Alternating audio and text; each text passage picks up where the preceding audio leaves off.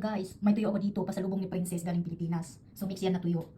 Thank you, Princess Anton, at sa tuyo na binigay mo sa akin. Hey, only OFW can relate this cooking style. Nagpainit ako ng super mainit na mantika guys, kasi hindi pwede dito sa loob ng bahay mangangamoy. So ngayon ang gagawin ko, dadalhin ko siya sa labas. Ay, guys.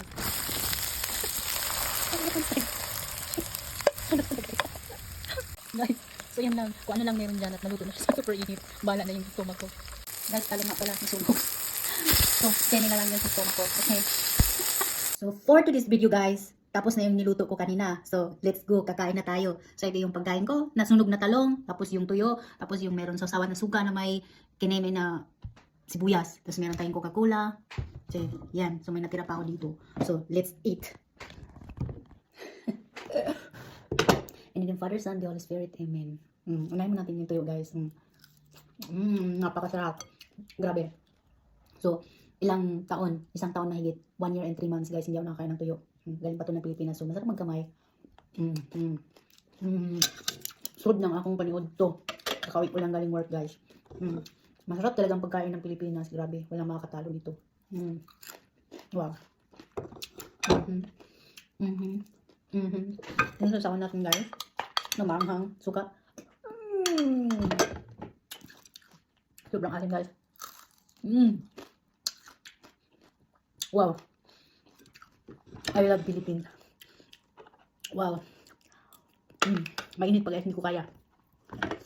Tapos log natin sa suka, no? Wow. So, ito, guys. Talong. Mainit po, guys.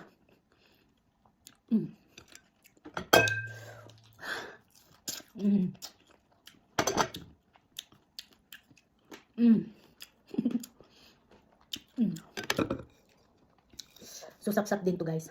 Uslog natin. Sarap na lang galing, guys. I don't care my face, guys. Basta masarap ang kinain ko. Okay. Sobrang init pa, guys. Hindi ko kaya. Masarap magkamay, guys. Pero ang init-init. So, yan. Anong tawag dito, guys? Dilis ba to? Nag-inulit ko karon.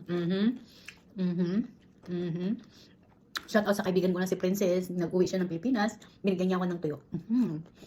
Wow. Tuyo lang, sapat na.